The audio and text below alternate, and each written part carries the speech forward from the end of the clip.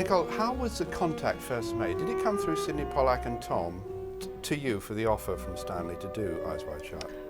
He actually sent me the script. He was having a whole conversation through fax with Tom, which I wasn't that aware of, you know. I mean, I knew that Kubrick was talking to him and stuff, but I wasn't. They'd been faxing each other for well over a year. And I was in the middle of doing Portrait of a Lady, actually finishing it, so I was in London.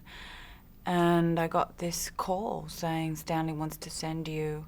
It was Stanley's assistant saying he wants to send a script, where should we send it? And there's a letter. And I was stunned.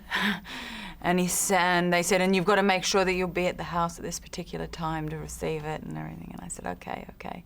And he sent me this letter, which I've kept, which I've subsequently got filed, that said, I'd love you to play Alice Harford. I think you'd be perfect in the role. Please read it. Make sure you're sitting down when you read it. You're not distracted. You're rested. And call me and tell me what you think. And that was basically what happened. Had Tom read it at that point or not? It came to you rather than to Tom? No, it came to him as well. He got a copy of the script as well. So, and then I heard from my agent that Stanley had been calling for about 9 months for different tapes of my work and had been seeing things, and so obviously I had no idea, and my agent hadn't told me because it wasn't a job offer or anything. It was just sort of interest, I think.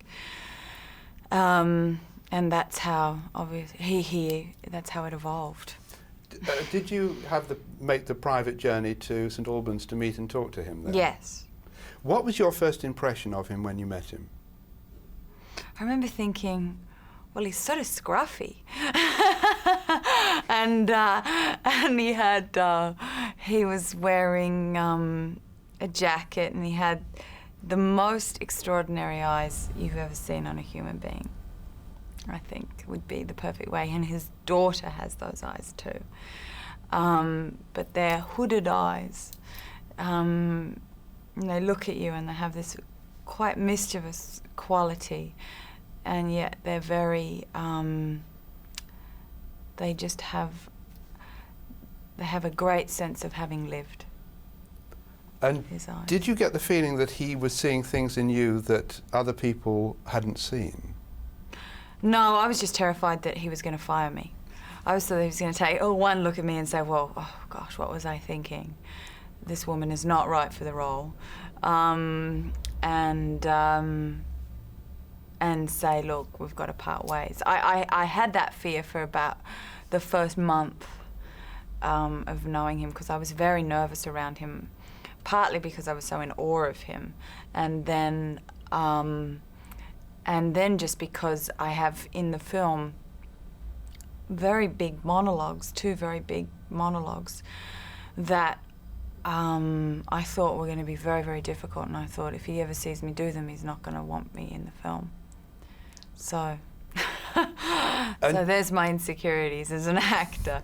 But over the course of time, I became so confident with him. I mean, he just gave me such confidence as an actor, and really allowed me such freedom as an actor. He would say, okay, you've done a few takes, now you can just do what you want to do. And I'd heard all these stories about him being incredibly controlling and not wanting this and not wanting that. And at certain times he was very controlling. At other times he was, please just, and particularly with the monologues, is when he allowed me just to really just get lost in Alice. And I think that's what happened. I mean, over the course of the 1.5 years, I just, you know, became that woman. You became her. I mean, in a weird way. I mean, I know that sounds ridiculous, because obviously I am who I am, but you know, as an actor you set up, there's reality and there's pretend, and those lines get crossed, and it happens when you're working with a director that allows that to happen. And it's a very exciting thing to happen. It's a very dangerous thing to happen as well. And when it does happen, I think that's when the work becomes it becomes so much more than just making a film. You see, this must be a lifetime experience. You probably will never make a film under these circumstances again, like No. this, will you? No. And it's probably still very fresh in your mind. You probably need some years to recall what it was actually like. What I'd like to hear from you, though, is I'm not interested in, you know, the stories about 50 takes. I understand why he went to 50 takes. And sometimes didn't. What You I'd- know? Sure. So it was very unpredictable. It was always unpredictable. What I'd like to know from you, though, is what you were feeling as a person and as an actor as he took you beyond what anybody would say would be an ordinary number of attempts at a particular piece of performance. I think you go through all sorts of emotions. I mean, Stanley always was waiting for something to happen, and he wasn't as interested in naturalistic acting as he was in something that, for whatever reason, surprised him or piqued his interest. That's when he would go, okay, now we're onto something. And he was always interested in exploring things, that there was no right and wrong in relation to making a film, a performance. It wasn't about, well, this is the right way to do it and this is the wrong way to do it. It was about exploring all facets of it so that then he could go into the editing room and edit it. That's what I perceive it as. So as an actor, you as long as you relaxed into the situation and said, okay, I'm going to go with this, then it was the most wonderful experience, because you didn't ever walk away from the set feeling, I didn't get it. Oh, if only he'd let me have one more, maybe we would have discovered something. He made sure that he discovered everything there was to discover in the material. Did you find yourself surprising yourself with new things? It's by doing a lot of takes, and also by being so close to him and to Tom, I was constantly surprising myself, but I was very relaxed. So a lot of the time when the cameras were on, I wasn't even aware. You know, the awareness of all the other things, like people standing around and booms and cameras and stuff, was to the point where I wouldn't even notice it. I wouldn't even think about it.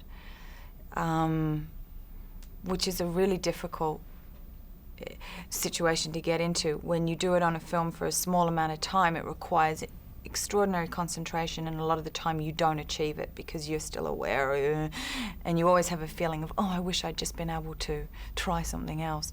Whereas with Stanley, you get to the stage where you don't notice any of it. Partly you're tired, which is actually a very good thing sometimes when you're acting, because it means that you're not trying to produce emotions or trying to be this or thinking this is how it should be. It just happens and just sort of comes out of you.